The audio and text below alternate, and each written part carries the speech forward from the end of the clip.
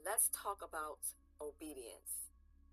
In my experience, the most obedient children grow up to be abused adults because obedience teaches the person to obey commands, not to think, not to observe, but to obey. Obedience overrides your natural instinct. And in my experience, especially as a child, a lot of parents teach their children to do this either out of fear or out of religious dogmatic practices. Do not teach your children to be obedient. And if you learned obedience as a child, unlearn it. You can be taught respect, responsibility, and reason. But obedience allows the person with the authority to lie, to ignore questions, and to force the person who is required to be obedient to do things that they're not reasonably comfortable with. And you can see examples of this in predators such as pedophiles, pimps, who I call slavers. They're really slave owners. You can see this in the church, in the temple, in the mosque. You can see this in the school system. And a lot of times it translates into the prison system, where, of course, they need to be obedient in that type of system because they are receiving a consequence for bad behavior. But once you teach a child to ignore their basic instincts, sometimes they can't recover from that. And they become an enemy to their self because they don't understand why they cannot prevent certain things from happening to them. As a parent, never teach your child to lie and never lie to your child. In Western culture, it is normal to lie to your child. All of these pagan holidays, from Christmas, Easter, even the tooth fairy, all of these things teaches your child to lie and allows you to comfortably lie to your child. Never tell your child to do what I say and just make that the end result. You want them to question things because that's going to make them sharpen their mind so that when you are not around, they can better handle situations as they arise. Never make your child do something that they're uncomfortable with. Explain it to them and maybe give them a time out if they don't like something and you know it's good for them.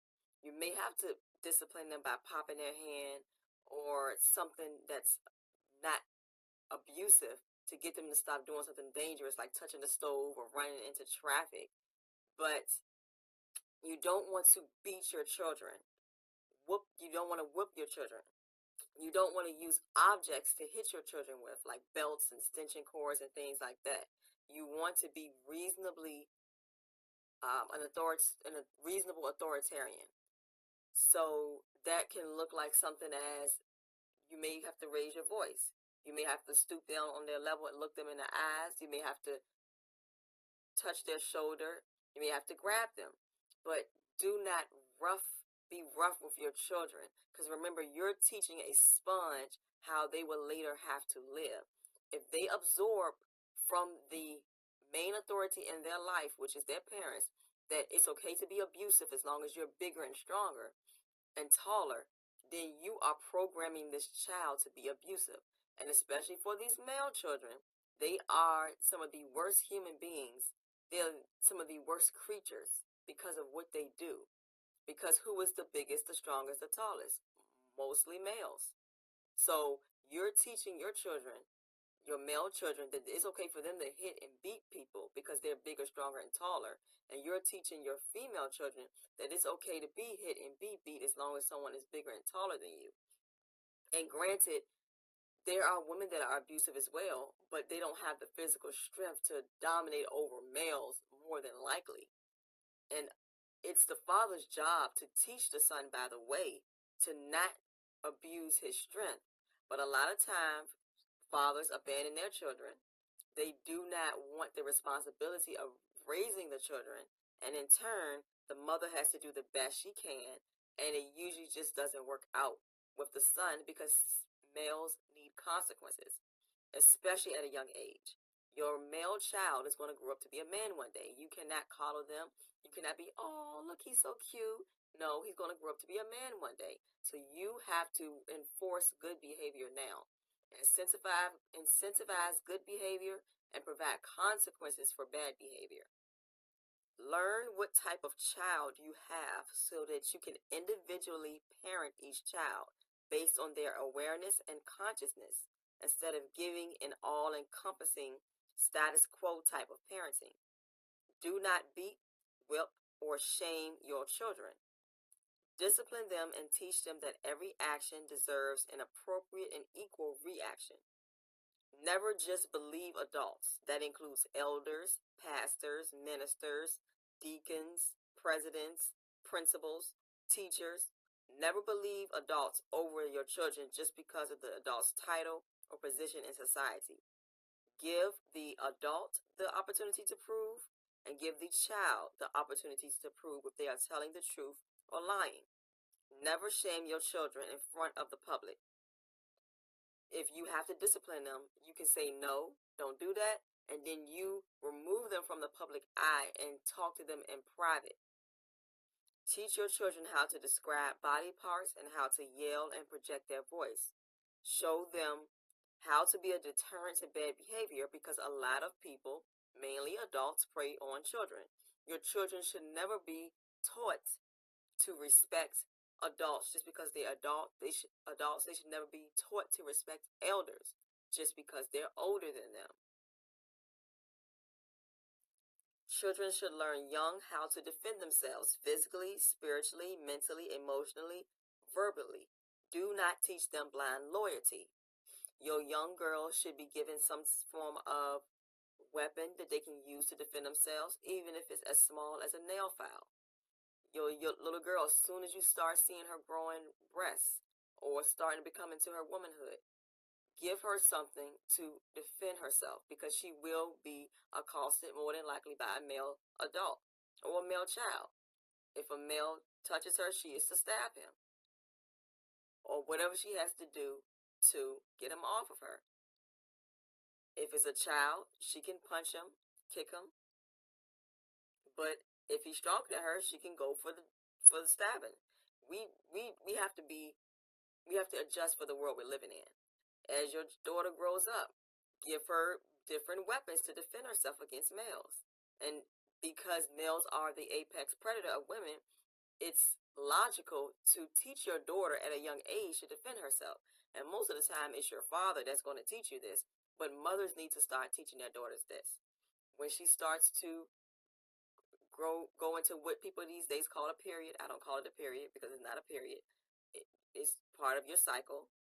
She needs to be given clues on how to handle herself. Don't teach her not to have sex. Teach her what sex brings. Teaches her how her body is developing, and it should be taught way before she starts to shed her lining. But if you're late to the program, teach her how to defend herself. She needs to learn how to defend herself, and especially now that she can become pregnant.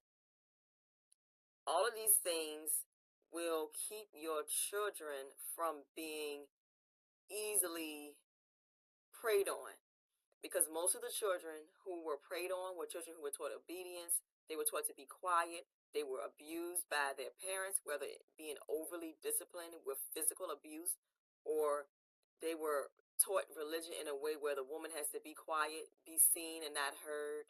Don't talk above this, don't talk above that. All of those things teaches your daughter to be silent when she's touched, to be silent when she's looked at wrong. Your daughter, you need to have a loud daughter. You need to have a reactive daughter. You need to have a preactive daughter. If your daughter's not loud and proud and happy and skipping and running around, then she is susceptible to abuse. The child that's over there screaming and cussing, a predator would think twice about touching them.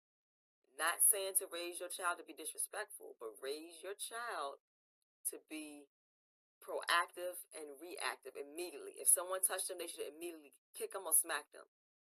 or do something. If someone does something that they don't like, even if the person is being nice and say, "Come on, child, come here." If the child don't like that, don't touch me. And if the adult don't like that, that's a red flag. Teach your child to say no. Don't do that. I don't like that. Don't do that again. If you start unlearning obedience while the child is young, your child will be much better at detecting predators even than you are, because you more than likely have been taught to be obedient. So we have to make these children better than us. And if you don't have children, good for you. You can learn without having to have a dependent that is dependent on you learning who you can mess up with. Because most of the time when parents are learning while the children are learning, you go through a lot of ups and downs and trials and error, and the child can grow up to be upset with you because you didn't do what they thought you should have done. So if you're not a parent and you're unlearning obedience, you're in a great position. And I hope that everyone takes heed and does what they need to do, because it's unsafe out here if you are an obedient person, especially an obedient woman. Take care, be safe, stay armed, and stay tuned.